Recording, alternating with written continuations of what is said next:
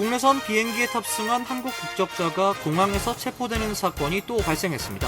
비자 체류 기한을 넘긴 오버스테이로 보이며 연방 요원들이 항공기 내부까지 들어가서 체포한 것으로 알려지고 있습니다. 연방 정부가 외국인 17만 5천 명 이상의 비자를 취소했다고 밝혔습니다. 원정 출산 의혹을 받는 100여 명과 지난해 암살된 보수 정치운동가 찰리 커크를 비판했던 이들도 포함됐습니다. 이민서비스국이 이민신청 심사 과정에서 혈연관계를 입증하는 서류가 불충분할 경우 DNA 검사를 선택적 증빙수단으로 제한하도록 지침을 개정하고 시행에 들어갔습니다. 콜롬비아 서부 지역에서 발생한 강진으로 인한 인명피해가 크게 늘고 있습니다. 앞서 지난 6월 발생한 베네수엘라 강진 사망자는 6,301명으로 집계됐습니다.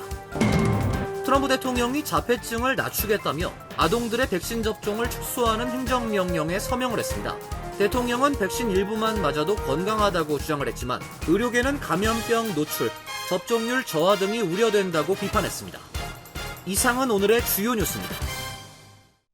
시청자 여러분 안녕하십니까? KBN 뉴스입니다. 국내선 비행기에 탑승한 한국 국적자가 공항에서 체포되는 사건이 또 발생했습니다. 비자 체류 기한을 넘긴 오버스테이로 보이며 연방 요원들이 항공기 내부까지 들어가서 체포한 것으로 알려지고 있습니다. 김규진 기자가 전해드리겠습니다. 이민 단속 상황에 정통한 법조계에 따르면 이달 초 한국 국적자 한 명이 미국 남부의 한 공항에 착륙한 항공기 기내에서 연방이민세관 단속국에 체포됐습니다. 이 국적자는 국제선이 아닌 국내선 항공기에 탑승하고 있었으며 비자 체류 기한을 넘긴 오버스테이 상태였던 것으로 알려졌습니다. 앞서 뉴욕 JFK 공항에서 시민권자와 결혼해 영주권 수속 절차를 진행 중이던 한국 국적의 남성이 플로리다인 국내선 항공기에 탑승하려다 체포된 데 이어 또다시 한국 국적자가 국내선에 체포된 것입니다. 한편 애틀랜타 공항에서 미국 시민권자가 이민단속국 요원들에 의해 체포되는 사건도 발생했습니다. 조지아주에 거주하는 존 필립스는 라스베이거스로 가는 델타 항공 여객기에 탑승하던 중 IC 요원 3명에게 제지당했다고 밝혔습니다. 필립스는 교통안전청 보안검색을 마치고 항공사 직원 안내에 따라 탑승교로 들어갔다가 전술 장비를 착용한 IC 요원들과 마주쳤으며 요원들은 그를 벽에 밀어붙인 뒤 수갑을 채우고 이름과 생년월일을 물었습니다. 다행히 시민권자인 필립스의 신분증을 확인하고 풀어줬습니다. 요원들은 영국 출신으로 필립스의 이름과 생년월일이 같은 남성을 찾고 있던 것으로 확인됐습니다. IC는 성명을 통해 수사 단서와 확보된 신원 정보를 바탕으로 표적 단속을 진행하던 중 공항에서 한 남성을 잠시 접촉했다고 밝혔습니다. 추가 확인 결과 수배 대상자가 아닌 것으로 판명돼 즉시 풀어줬다고 설명했습니다. KBN 뉴스 김규진입니다. 연방 정부가 외국인 17만 5천 명 이상의 비자를 취소했다고 밝혔습니다. 대부분 범죄 행위에 연루된 이들이지만 원정 출산 의혹을 받고 있는 100여 명과 지난해 암살된 보수 정치운동가 찰리 커크를 비판했던 이들까지 포함됐습니다. 국무부는 어제 비자 조건을 위반하거나 범죄를 저지르고 미국 시민에 대한 폭력을 선동하거나 미국인을 상대로 사기를 친 외국인, 이민 제도를 악용하고 국가 안보를 위협한 외국인 17만 5천 명 이상의 비자를 취소했다고 발표했습니다. 이들 대부분은 범죄 행위에 연루됐기 때문이라고 국무부는 주장을 했습니다. 폭행과 음주운전, 절도, 마약 범죄가 가장 큰 비중을 차지했고 난폭운전과 성폭행, 아동학대, 사기 횡령 등도 상당수라고 덧붙였습니다. 원정 출산 의혹을 받는 100여 명의 부모들과 커크 암살을 옹호했던 외국인 등도 포함됐습니다. 북아프리카 지역에서 원정 출산을 목적으로 입국한 이른바 출산관광 부모 100여 명의 비자가 한꺼번에 취소됐다고도 설명했습니다. 또한 커크 암살을 옹호했던 외국인 여러 명의 비자를 취소했다며 이 중엔 파시스트가 죽으면 민주주의자들은 불평하지 않는다거나 너무 늦게 죽었다고 말한 인물들도 있다고 밝혔습니다. 트럼프 대통령에 대한 폭력을 희망하고 자신을 미국의 적이라고 표현한 한 쿠웨이트 국적자 역시 비자가 취소됐습니다. 국무부는 미국 국민의 안전을 위협하는 외국 국적자들을 계속해서 파악하고 조사하며 이들의 비자를 취소할 것이다며 미국 비자는 권리가 아닌 특권이다. 이 특권을 남용하는 이들로부터 우리 사회를 보호하기 위해 가능한 모든 수단을 동원하는 것에 계속 전념하고 있다고 강조했습니다. 이민서비스국이 이민신청 심사 과정에서 혈연관계를 입증하는 서류가 불충분할 경우 심사관이 신청자에게 의무적으로 DNA 검사를 증빙수단으로 제한하도록 지침을 개정하고 시행에 들어갔습니다. 이민서비스국이 지난 5일 발표한 새 정책 지침에 따르면 앞으로 심사관은 가족관계 입증을 위한 출생증명서 등 1차 증빙 서류가 없거나 신뢰성이 떨어지는 경우 또는 2차 증빙 서류만으로 관계 성립을 입증하기가 어렵다고 판단될 때 추가 서류 요청 단계에서 의무적으로 DNA 검사를 안내해야 합니다. 기존 지침은 1차 및 2차 서류 검토가 모두 끝난 후에 DNA 검사를 제한할 수 있도록 규정하고 있어 각 산하기관 및 담당관마다 제한 시기와 방식에 큰 차이가 있다는 지적을 받아왔습니다. USCIS는 이번 개정과 관련 구체적 정황과 기준을 명확히 하고 심사 절차의 일관성을 확보하기 위한 조치라고 설명을 했습니다. 아울러 트럼프 행정부의 국경안보 강화 행정명령 제9조에 따른 것으로 국토안보부의 사용 가능한 모든 기술과 절차를 동원해 주장하고 있는 가족관계의 유효성을 검증하라고 지시한 국정기조가 반영된 결과입니다. 개정된 지침은 일반 이민심사 절차뿐 아니라 난민 망명 신청자의 가족 청원, 아동 입양 심사, 시민권자 부친의 자녀 신분 확인 및 기화 절차 등 정책 매뉴얼 전반에 걸쳐 일괄 적용됩니다. 이번 지침은 5일 발표와 동시에 즉시 효력이 발생했으며 현재 이민국에 계류 중이거나 새로 접수되는 모든 관련 신청권에 적용됩니다. 영주권 갱신과 시민권 신청 등 각종 이민 서류가 온라인 위주로 바뀌는데요. 지금은 온라인과 우편 중에서 선택을 할 수가 있지만 앞으로는 온라인 전용으로 지정된 서류는 우편으로 제출할 수가 없습니다. 이민서비스국이 어제 이민 서류의 온라인 접수를 단계적으로 의무화하는 규정을 발표하고 오늘부터 시행에 들어갔습니다. 하지만 당장 모든 이민 서류가 온라인 전용으로 바뀌는 것은 아닙니다. USCIS는 앞으로 서류별로 온라인 접수를 의무화할 수 있도록 근거를 마련한 것입니다. 절차도 단계적으로 진행됩니다. 특정 이민 서류의 온라인 접수 방식이 도입된 지 최소 180일이 지나야 의무화할 수 있습니다. USCIS가 온라인으로 받기를 결정하면 시행 최소 60일 전에 웹사이트를 통해 공지해야 합니다.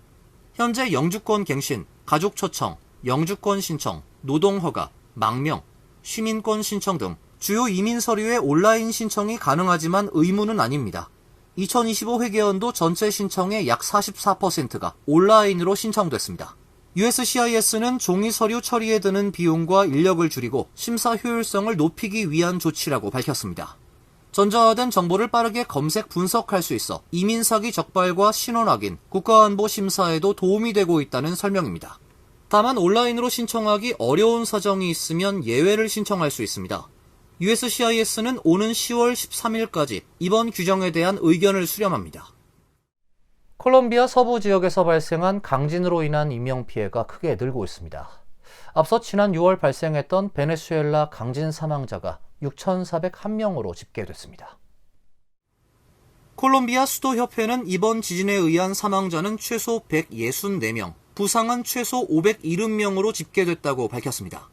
정부는 국가 재난사태를 선포하고 구조대원들이 잔해 속에서 구조에 총력을 기울이고 있습니다. 사망자 중 60명은 지진 피해가 가장 컸던 서부 페레이라에서 발생했으며 구조작업이 계속됨에 따라 이 수치는 더 늘어날 것이란 전망이 나오고 있습니다. 전국 5개 지역에 적색경보가 발령됐으며 7개 공항이 운영을 중단했습니다. 미국 지질조사국에 따르면 지진의 진앙은 서부 산호세델 팔마르로 수도 보고타에서 서쪽으로 약 250마일 떨어진 곳입니다. 국무부는 콜롬비아의 주거, 식량, 보호 및 지진 피해 평가를 위해 1,550만 달러를 지원할 것이라고 밝혔습니다. 한인들의 피해는 없는 것으로 알려지고 있습니다. 주 콜롬비아 대사관 관계자는 현재까지 교민 피해는 없는 것으로 파악됐다고 말했습니다. 콜롬비아엔 약 800여 명의 교민이 있으며 대부분 수도인 보고타 일대에 거주를 하고 있습니다. 한편 지난 6월 24일 베네수엘라에서 발생한 연쇄 강진으로 인한 사망자가 6,301명으로 집계됐습니다. 그동안 구조된 사람은 6,462명, 병원 치료를 받은 부상자는 69,992명에 달합니다. 파괴된 주택은 총 21,978채에 달하는 것으로 나타났습니다. 트럼프 대통령이 지난달 북대서양 조약기구 정상회의 참석 후에 암살 위협을 피하기 위해 전용기에서 몰래 내려 공군 수송기로 갈아탔다는 보도가 나왔습니다. 워싱턴 포스트는 어제 정부 관계자 등을 인용해 트럼프 대통령이 지난달 8일 튀르키예 앙카라에서 구형 에어포스원에 탑승한 뒤 몇 분 만에 공항 기내식 트럭을 이용해 C-32A 수송기로 갈아탔다고 보도했습니다. 당시 백악관은 트럼프 대통령이 에어포스원에 탑승했다고 밝혔고 비행기에 탄 기자들과 일부 백악관 직원도 대통령이 있는 것으로 믿었습니다. 하지만 대통령은 기내식 컨테이너를 통해 에어포스원을 빠져나와 C-32A에 탑승했습니다. 결과적으로 에어포스원이 미끼 역할을 했다고 관계자는 설명을 했습니다. C-32A는 대통령 탑승 시 사용하는 호출부호 공군 1호기 대신 군 수송기에 주로 쓰이는 RCH-18 호출부호가 사용됐습니다. 트럼프 대통령은 당시 기자들에게 위험한 비행일 수 있기 때문이라며 자신을 겨냥한 위협이 항상 있다고 주장했습니다. 또 자신이 이란의 암살 명단에서 1순위라면서 내가 가면 당신들도 간다고 말했습니다. 트럼프 대통령이 자폐증을 낮추겠다며 아동 백신 접종을 축소하는 행정명령에 서명을 했습니다. 대통령은 일부 백신 접종으로도 건강하다고 주장했지만 의료계는 감염병 노출, 접종률 저하 등이 우려된다며 비판했습니다. 트럼프 대통령은 어제 아동 예방접종 권고 대상을 기존 18개의 질병에서 11개로 축소하는 내용의 행정명령에 서명을 했습니다. 홍역, 볼거리, 풍진을 한 번에 예방하는 MMR 복합 백신은 질병별 백신으로 분리해 서로 다른 시기에 접종하도록 하고 코로나19와 B형 간염, 인플루엔자 등 일부 백신은 더 이상 모든 아동에게 일률적으로 권고하지 않도록 했습니다. 대통령은 수십 년 전만 해도 아이들은 오늘날 요구되는 백신 접종량의 극히 일부만 맞았다며 그 당시 사람들은 훨씬 더 건강했고 현재 관찰되고 있는 높은 자폐증 발병률은 존재하지 않았다고 말했습니다. 이어 자폐증이 이처럼 유행병처럼 확산한 데에는 이유가 있으며 우린 그 수치를 과거 수준에 훨씬 더 가깝게 되돌릴 것이라고 설명했습니다.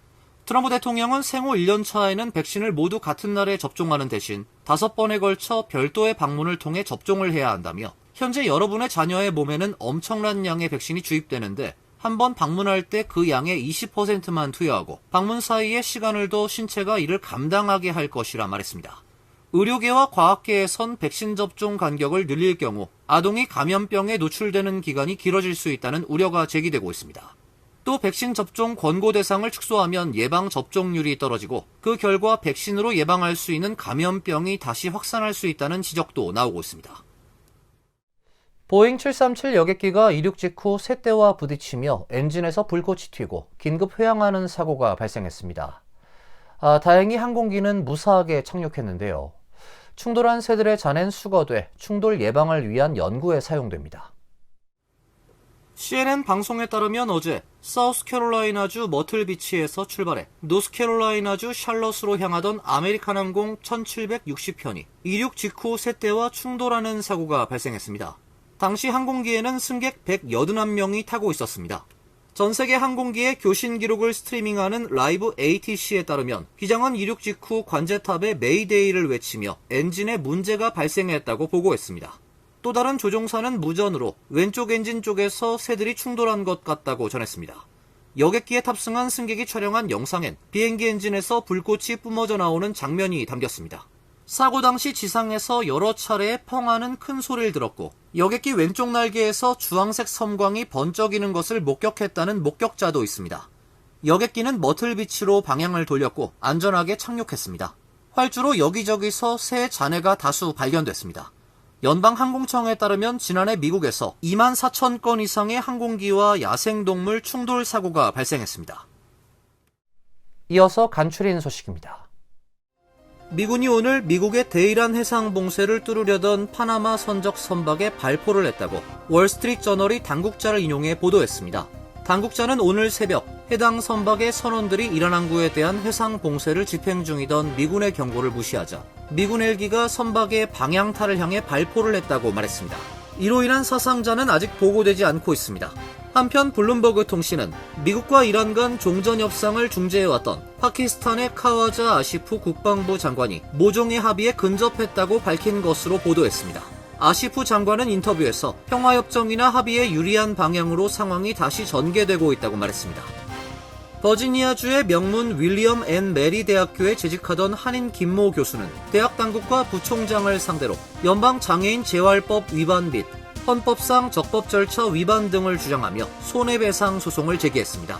지난 2008년 조교수로 임용된 후 2011년 종신교수 자격을 취득하고 정교수로 재직해온 김 교수는 지난 2020년 5월 심각한 자동차 사고를 당했습니다.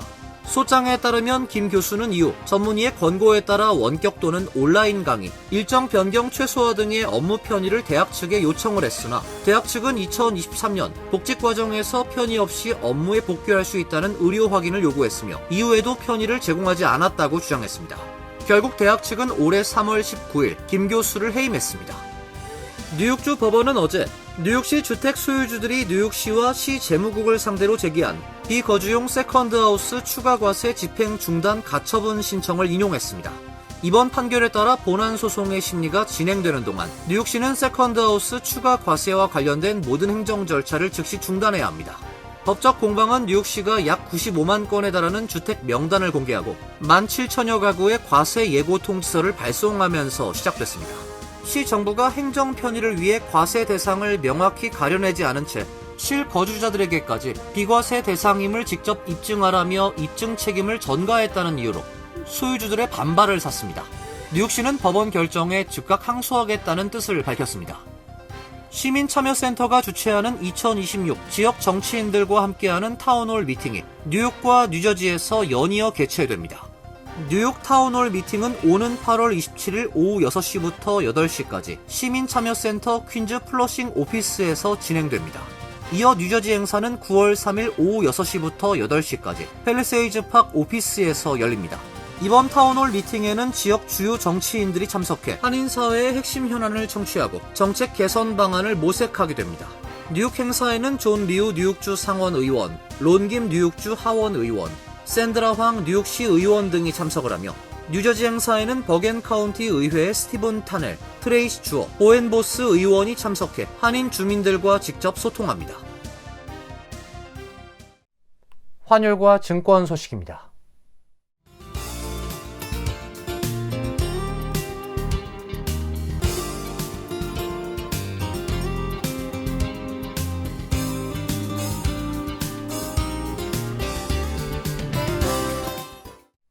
이어서 날씨입니다. 내일도 대체로 맑은 날씨가 예상되고 있습니다. 낮 최고 기온 86도, 섭씨 30도, 밤 최저 기온 71도, 섭씨 22도로 예상됩니다.